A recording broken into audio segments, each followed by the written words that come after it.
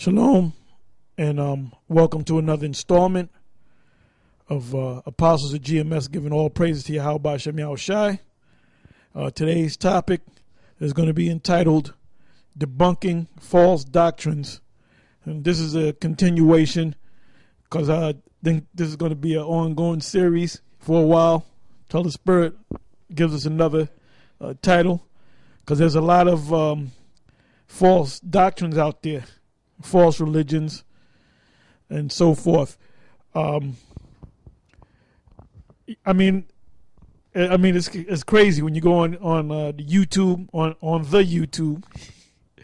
You know, you got the so-called Black consciousness community with their wayward, backwards, out of this world doctrines, and then even among Hebrew Israelite groups, you got different doctrines among the different Hebrew groups, and then you got the Christians, you got all these other backward ass religions.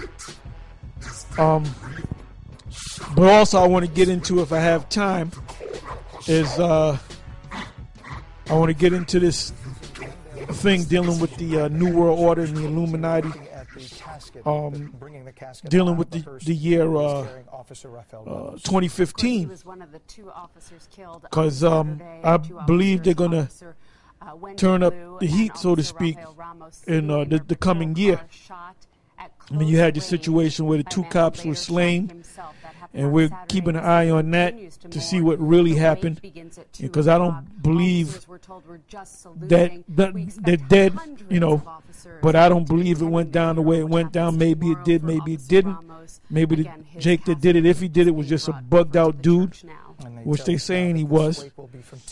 You know, I mean, there's a lot of things that the media, the medias, they you know, report on the news, but then there's other parts to the story.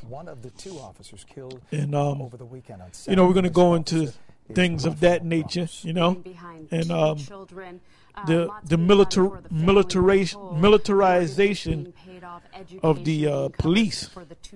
Now, this morning I was watching on CNN and other news stations, you know, the funeral of one of the officers, the Latin one, the Ephraimite, I forget his name. I believe it's Ramos, if I'm not mistaken. Yeah, and the Oriental officer they didn't bury yet. I guess they're waiting for his parents or whatever from, you know, the east.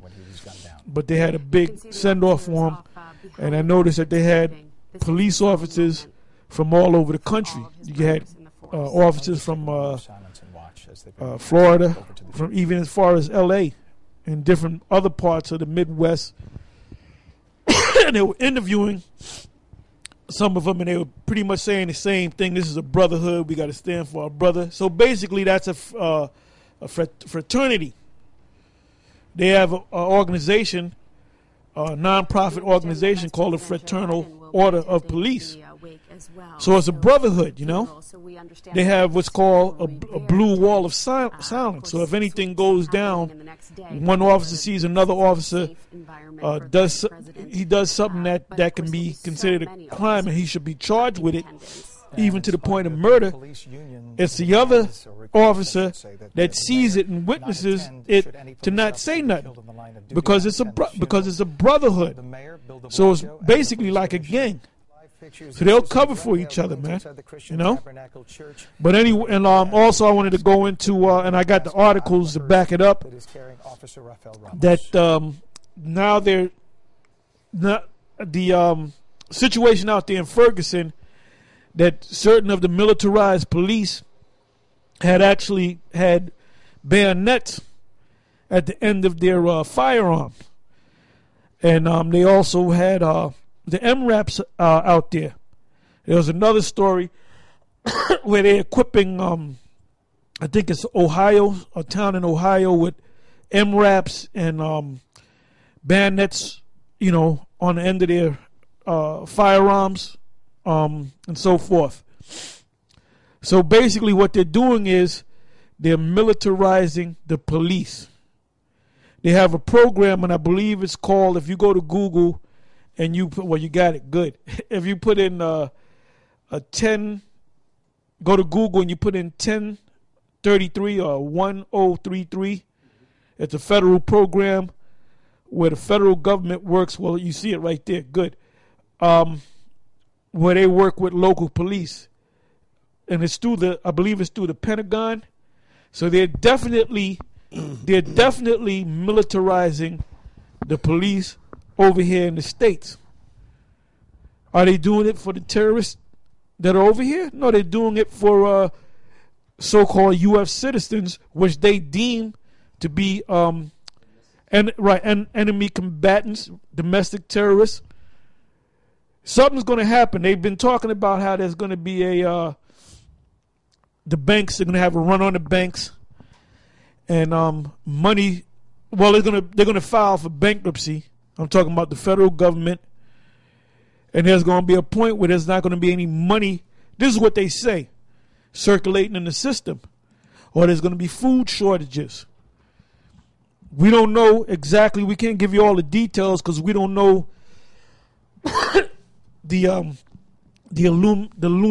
elites among the Illuminati. We don't know the details of their plans, but we have some ideas by watching individuals such as Alex Jones and help me out, Joel Salente, Michael Rivero, Mark Farber. He deals with the economy. This guy, Dick Gregory. Yep. And there's many others that, they're not going to acknowledge that. They're not going to say, well, the so-called Negroes in this country are the Israelites, but they have their truths. So, I mean, when you were, what's this guy? He used to be Bruce Lee's son, but now he's a white boy. Not Mark Dice, but then you got the other guy. He AM TV. Oh, Christopher Green.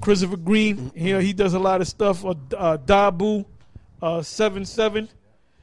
I haven't seen him in a while. I haven't gone to his site, but he gives you a lot of 2-minute short videos, and he'll go. He's quick in it, man. You get the information, you get it, and then you move on. But things are happening, man. Things are happening. But you got something to say? This is the book of Hebrews, chapter 13, verse 9. It says, "Be not carried away with divers and strange doctrines, for it is a good thing that the heart be established with grace, not with meats which have not profited them that have been occupied therein." So the key point is, be not carried about with divers and strange doctrines, because that's what this whole black conscience or unconscious community is all about, is strange doctrines. And we were discussing before we started the video how when you really go into and research the things that they're into, Egyptology and its origins and their gods and all that other stuff, it's really basically madness. Homosexuality, out of this world fables, out of this world fables. Yeah, with a capital out of, because it's madness, and then the thing that because most people, they're not gonna go back and research. They're just gonna listen to what they're saying and take it in because that's what they've been taught. They're good speakers, they like to put their words together, so to the average person, it mesmerizes them. But when you actually dig into this stuff, the stuff is madness. It's like, how can you believe in the crap that they teach? For example, Tiamat, when she was there was a rival god or one of her sons or something, killed her, broke her in half, created the heavens with half of her, and created the earth with the other half. That's madness. You'll believe that, but you won't believe that a big fish swallowed a man of the Lord, Jonah. You see? Yeah, Go ahead. Yeah, he called it spookism. Hold up, how spooky? Hold up, man. Hold up, Polite. We're going to get into you. But I have videos on you, man, because, see, anything I say, I back it up. You said that you was abducted, man. You teach about a planet called the planet Risk, and then in your